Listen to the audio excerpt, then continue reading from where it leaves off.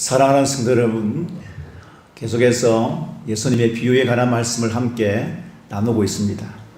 오늘은 예수님의 화폐 비유 중에 열문화 비유를 가지고 함께 말씀을 나누고자 합니다. 이 문화는 은화입니다. 은전. 달란트는 금으로 된 것이고 문화는 은으로 된 것입니다. 요즘 가치로 하면은 한 1,000,000원 정도 됩니다.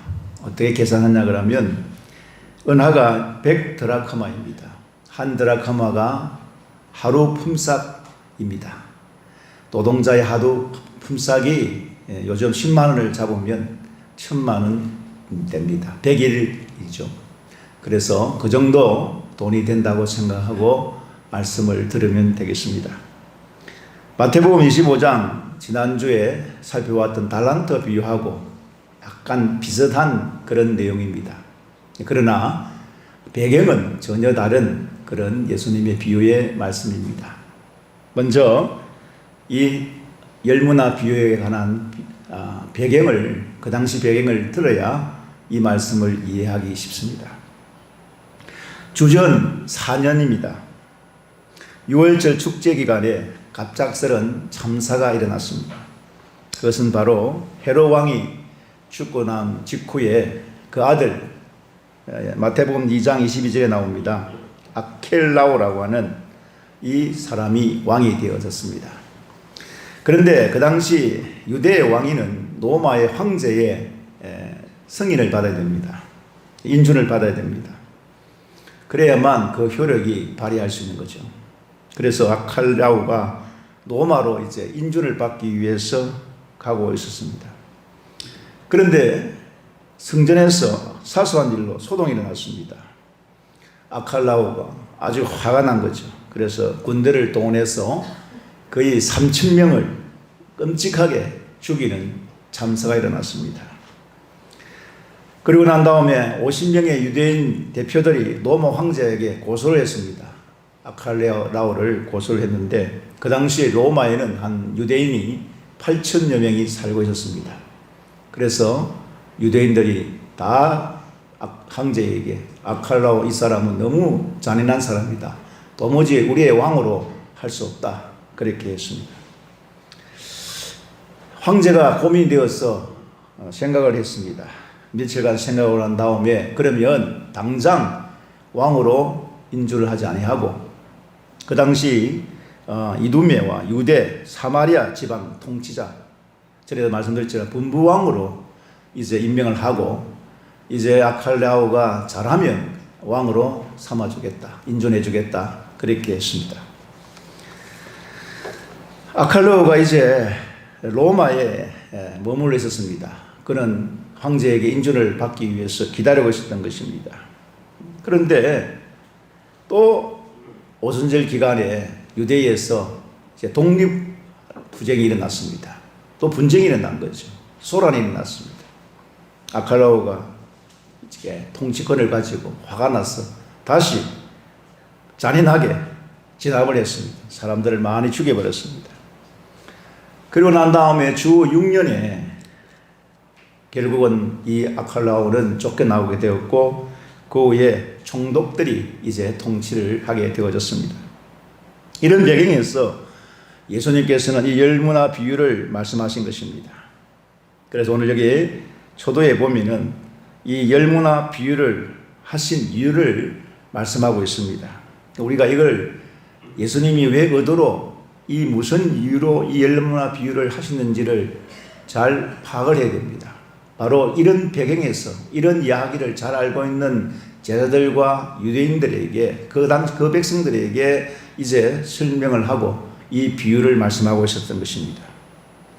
그런데 그 당시 열문화 비유를 듣고 있는 그 당시 그 사람들, 제자들과 예수님의 생각이 달랐습니다. 예수님은 11절을 보시기를 바랍니다. 다 같이 읽겠습니다.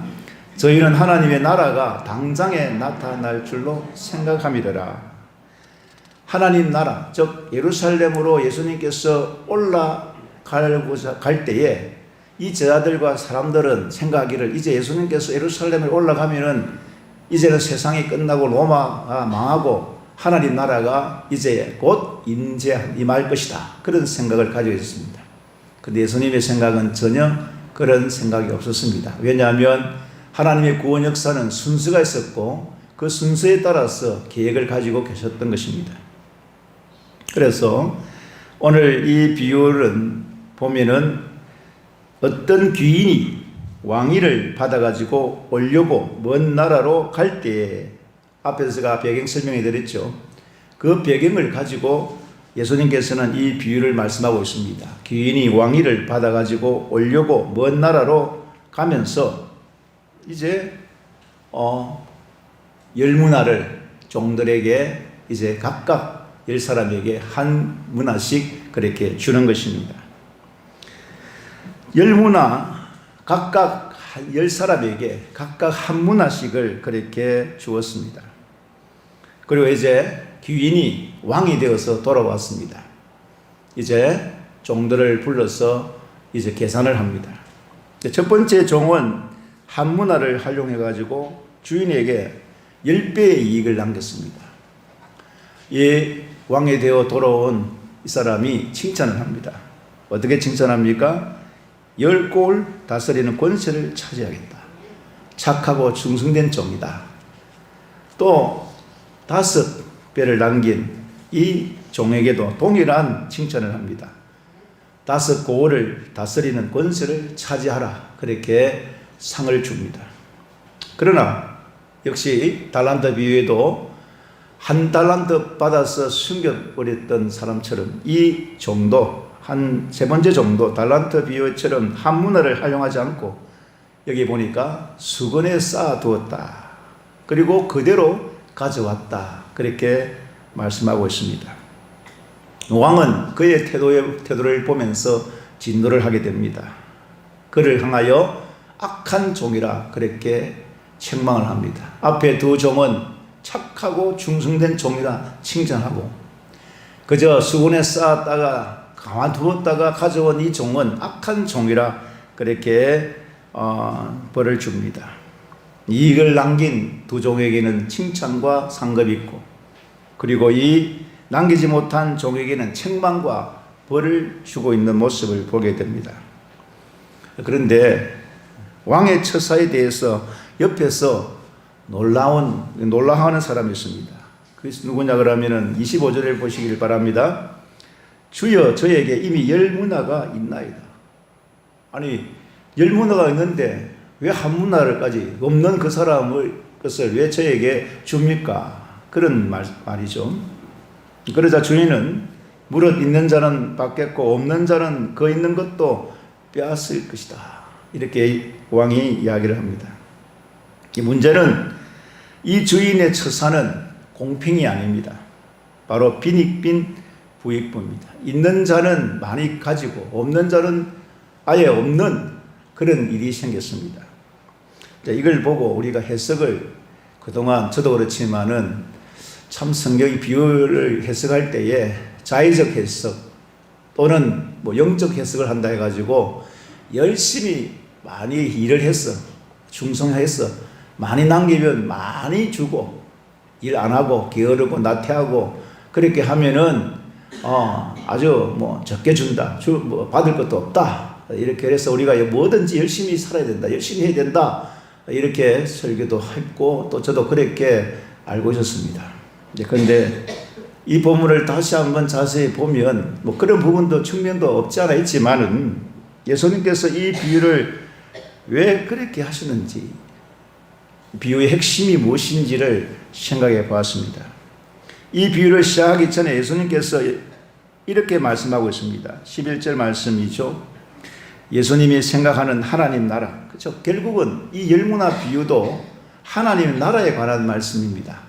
충성이나 우리가 열심히 이 세상에서 살아야 된다는 그것이 교훈이 아니고 하나님 나라에 관한 말씀을 하고 계시는 것입니다.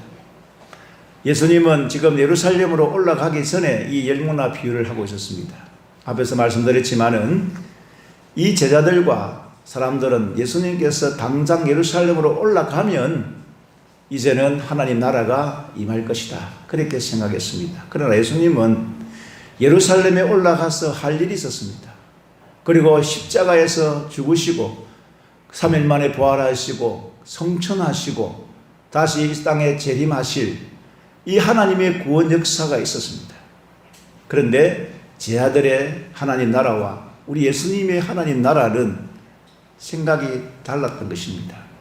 거기에 관하여 오늘 열무날 비유를 통해서 당장 하나님 나라가 지금 임하는 것이 아니다는 말씀을 하고 있는 것입니다. 하나님 나라는 하나님의 구원 역사는 하나님의 계획에 따라서 되어진다는 것입니다. 이것을 이 열무나 비유를 통해서 말씀하고 있는 것입니다. 사랑하는 성도 여러분, 여기서 참 자신이 자리를 비운 동안 종들에게 이 귀인이 돌아와서 왕이 되어 돌아와서 각각 이 종들에게 장사하라 그렇게 말씀했습니다. 뭐 다른 말을 하지 않았어요. 이윤을 남기라는 말도 하지 않았습니다. 단지 장사하라 그렇게 말씀하고 있습니다. 이 말을 이 종들이 나를 돌아올 자로 믿고 내 말에 순종하는가, 이 주인의 이 왕의 의도, 이 기인이 왕위를 받아와서 돌아와서 그동안 돌아올 때까지 이 종들이 도대체 뭘 원했는가, 뭘 하기를 원했는가, 여기에 핵심이 있다고 저는 보고 있습니다. 오늘 이 장사만 하면 됩니다. 여기서 그저 주인이 명령한 대로, 주인이 말하는 대로 그렇게 열심히 장사만 하면 됩니다.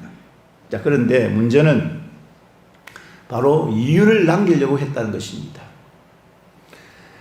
사랑하는 성도 여러분, 우리는 생각해 볼 때에 한 문화를 가지고 10배를 남기고 5배를 남긴 사람이 오히려 더 잘했고 칭찬받을 만한 사람인 줄 우리가 생각합니다. 맞습니다. 그런데 한 문화를 받아서 아무 일도 안 하고 그냥 숨겨두었던 이 사람을 왜 책망했을까? 사실은 이 사람, 한 문화를 받은 이 사람도 착한 마음에서, 선한 마음에서 숨겨두었습니다.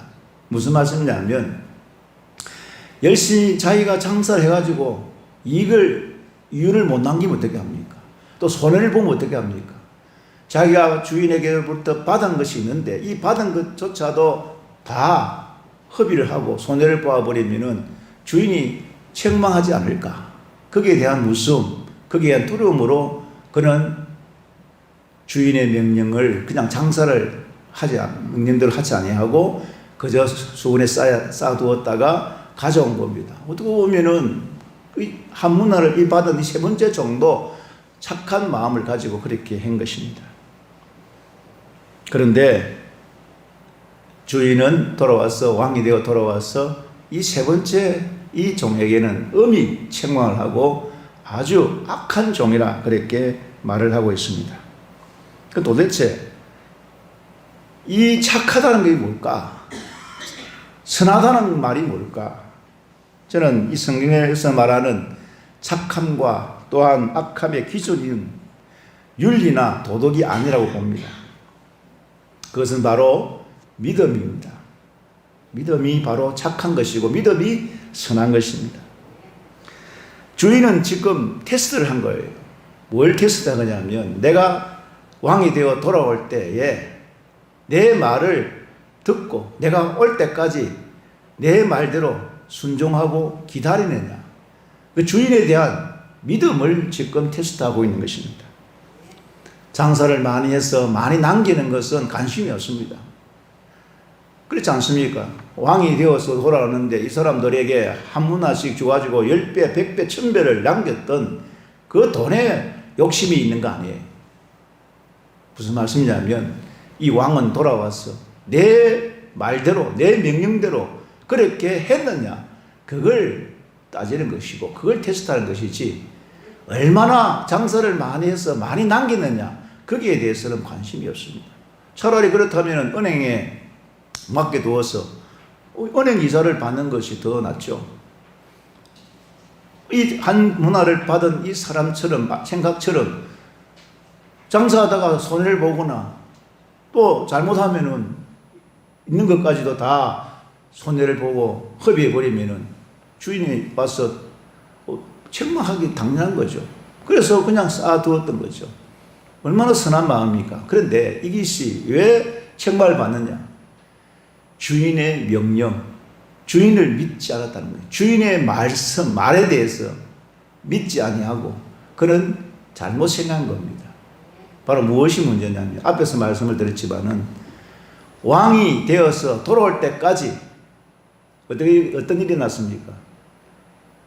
왕을 믿지 않고 아칼라와 이를 믿지 않고 소동이 일어났잖아요. 서로 막 분쟁이 일어났고 다툼이 일어났습니다. 즉 왕에 대해서 믿음이 가지 않았던 것입니다. 바로 여기에 대해서 예수님께서 지금 이 한 문화를 그저 수군에 쌓아두었다가 그냥 가져온 사람에게, 이 종에게 책망을 지금 하는 이유가 그겁니다. 기다리지 않았다는 겁니다. 주인에 대한 신뢰와 믿음이 없었다는 이야기입니다. 사랑하는 성도 여러분, 이 본문을, 이 열문화 비유를 통해서 지금 예수님께서 하시고자 하시는 말씀이 뭘까? 바로 이 땅에서 우리 성도가 다시 오실 주님을 믿고 기다리는 것, 이것보다도 더 중요한 것이 없다는 말씀을 하고 계시는 것입니다. 우리가 이 세상에서 열심히 살아가지고 성공하고 출세하고 이 세상에서 잘 되는 것, 그것을 하나님이 원하시고 주님이 바라는 것이 아니다는 이야기입니다. 우리는 때때로 그런 마음을 가집니다. 우리가 이 세상에서 열심히 살아서 성공하고 출세하고 잘 되어야 하나님이 기뻐하실 것이다, 그런 생각을 할 때가 있습니다. 전혀 그거는 잘못된 생각, 우리의 생각입니다. 하나님께서는, 우리 주님께서는 이 세상에서 우리가 출세하고 성공하고 그래야 기뻐하시는 분이 아닙니다. 그렇다면 우리가 이 세상을 살다가 보면 실패할 수도 있고 우리가 이 세상에 성공하지도 못하고 참 세상적으로 볼 때 참으로 우리가 비참한 지경에 놓일 때가 있습니다. 그러면 하나님 기뻐 안 하실까요? 안 좋아하실까요? 야, 너 왜 세상에서 왜 열심히 안 살았냐? 왜 출세 못했냐? 왜 성공 못했냐? 그렇게 주님이 말씀하실 것이라고 저는 생각하지 않습니다. 우리 하나님이 원하시는 것, 주님이 원하시는 것은 우리가 이 세상에서 살면서 주님 오실 것을 믿고 기다리면서 주인의 명령, 주인의 말씀을 믿고 신뢰하고 그렇게 자기에게 맡겨주신 일을, 장사하는 일을 작은 일이지만 충성스럽게 그렇게 하는 것을 원하시는 거죠. 다시 말씀드리면 이 세상에서 우리가 출세하고 성공하는 것을 원하는 것이 아니고 믿음으로 어떻게 잘 살 것인가. 내게 주어진 모든 인생, 때로는 우리가 실패도 하고 때로는 우리가 시험에 들기도 하고 때로는 우리가 힘들어질 수도 있어요. 그럼 하나님 기뻐하지 않습니까? 주님이 안 좋아하십니까? 아니요. 때로는 우리가 실패를 통해서, 때로는 우리가 이 세상 살면서 고통당하고 고난당하고 어려움 중에서도 믿음을 잃지 아니하고 주인을 믿고 주님을 기다리는, 그걸 더 원하시는 것입니다. 이윤을 더 남기는 것이 주인의 생각이 아닙니다. 장사를 잘해서 많은 것을 남기는 것을 원하지 않습니다. 내가 나를 믿고 기다리는, 얼마나 믿고 기다리고 신뢰하느냐, 그걸 더 원하시는 거죠. 열무나 비유에서 이 돌아온 왕은 귀인이 되어서, 귀인이 가서 인준을 받아가지고 왕으로 왔습니다. 그동안 왕이 명령했던 그대로 순종하고 맡겨준 그 직분에 충실하게 하면 됩니다. 사랑하는 성도 여러분, 저와 여러분들 이 생을 살면서 때로는 그런 생각을 합니다. 정말 이 신앙생활과 그 다음에 종교생활의 차이가 뭔가, 그걸 한번 생각해 보았습니다. 신앙생활, 그것은 바로 하나님을 전적으로 신뢰하고 믿고 내게 주어진 모든 인생은 하나님께서 주어진 그것이 실패의 인생일지라도 하나님은 여전히 나의 하나님이십니다. 하나님을 절대 신뢰하고 의지하고 믿고 사는 것을 바로 신앙생활이라고 합니다. 종교생활이라는 건 뭐냐? 내가 이 세상에서 열심히 잘해가지고 성공하고 출세하고 열심히 뭔가를 참 잘해서 칭찬을 받아야지. 내가 상급을 받아야지. 그 상급이라는 것이 이 세상에서 복 받고 잘되고 행통하고 그런 상이 아니에요. 우리 하나님 원하시는 상은 믿음의 상입니다. 어떤 환경과 어떤 처지와 어떤 직임과 어떤 어려운 가운데서도 믿음을 잃지 아니하고 끝까지 하나님을 신뢰하고 다시 오시마 약속하신 주님을 기다리면서 내게 주어진 인생, 그 어떤 인생이 되든지 그 인생 가운데서도 낙심하고 절망하고 실망하지 아니하고 다시 오시마 약속하셨던 주님을 기다리는 신앙, 이것이 우리의 신앙생활이요 믿음의 생활인 줄로 믿습니다. 이 돌아온 왕이 노한 이유가 뭡니까? 주인의 관계에 대한 믿음이 없기 때문이었습니다. 주인이 떠나면서 단지 장사를 하라고 했을 뿐이지 이윤을 남기라는 말은 거기에 본문에 없어요. 정확하게 네가 장사해서 이윤을 많이 남기면 착하고 충성된 종이라 그렇게 말하겠다. 그런 말씀은 여기 아무리 찾아도 없어요. 이윤을 남기지 못해도 여전히 신뢰하고 믿고 주인과의 관계가 원만한 관계로 되어진 것을 원하는 것이죠. 그런데 왜 그러면 하문화를 받아가지고 수원에 쌓아두었던 이 사람에 대해서 왜 돌아온 왕이 화를 냈을까요? 왜 진노했을까요? 바로 이 하문화를 가진 사람은 생각하기를 내가 장사를 하면은 손해를 볼 것이다. 이윤을 많이 못 남길 것이다. 그러면 왕이 와서 나를 책망할 것이다. 잘못 생각한 거죠. 주인을 믿지 않은 거죠. 주인을 신뢰하지 않았습니다. 주인은 지금 장사해가지고 얼마나 많이 남겼냐가 그걸 따지려고 하는 거 아니에요. 왕이 되어서 돌아올 때까지 믿고 신뢰하고 얼마나 말씀대로 명령대로 그대로 했느냐. 그런데 이 하문화를 받은 이 세 번째 종은 주인을 잘못 생각한 거죠. 이윤을 많이 남겨야 좋아할 줄 알았던 거죠. 우리도 역시 그렇습니다. 인생을 살면서 하나님이 정말 언제 어느 때 기뻐하실까 우리가 생각해 보면 내가 이 세상에서 성공하고 출세하고 잘되고 행동하고 그렇게 돼야 하나님이 좋아하시고 주님이 원하시고 기뻐하실 것이라 생각할 때가 많습니다. 저도 그렇게 생각해 왔고요. 내가 열심히 뭔가를 해서 뭔가를 많이 남겨야 이 세상에서 뭔가 잘해야 하나님이 기뻐하시고 좋아하실 거라 생각한 적도 있었어요. 가만히 생각해 보면 저도 그러고 여러분도 그렇습니다. 그건 아니다는 거예요. 종교생활이라는 겁니다.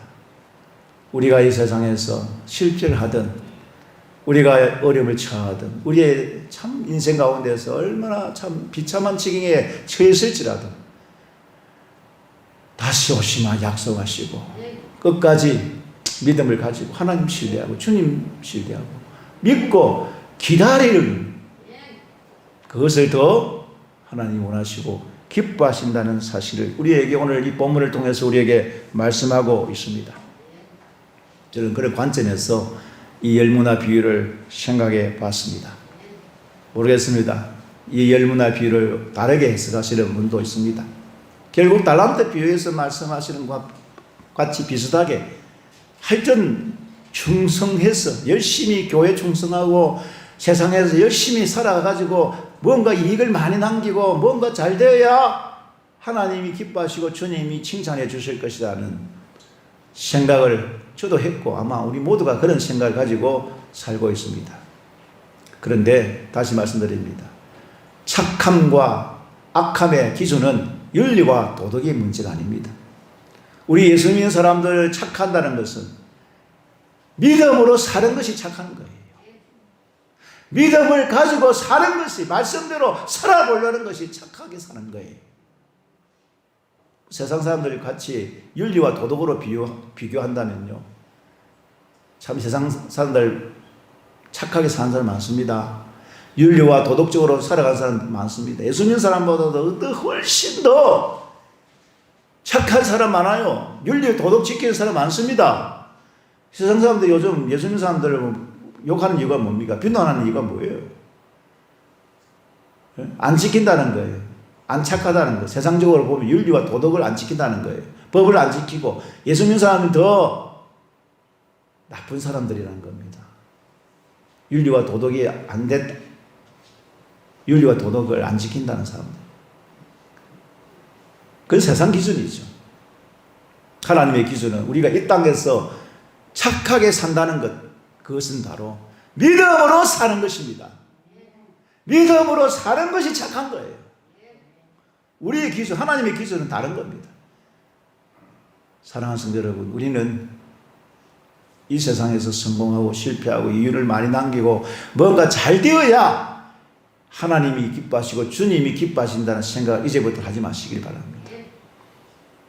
그저 하나님께서 내 인생 가운데 오셔서 나를 부르시고 하나님 자녀 삼으시고 참 보잘것없는 인생 가운데서 항상 함께 하시고 이 모습 이대로 받으시고 이 세상에서 내가 잘 살든 못 살든 건강하게 살든 못 살든 세상적으로 볼 때 뭐는 내어놓을 만한 거 아무것도 없어도 믿음으로 살아왔기에 착하고 충성된 종이라 그렇게 말씀하고 계시는 거예요.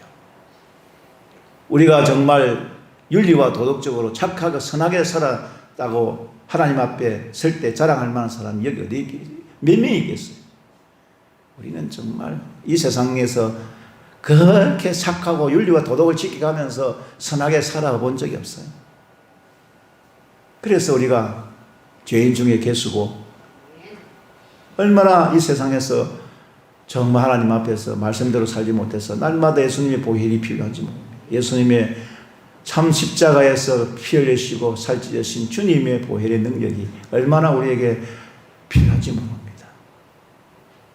오늘도 이 말씀 가운데 예수님께서 이 열문을 비를 통해서 우리에게 말씀하시는 것은 바로 우리가 이 땅에서 성공하고 출세하는 것을 이윤을 많이 남긴 것을 원하는 것이 아니고 얼마나 성천하신 이후에 예수님께서 마지막 유언을 했지 않습니까?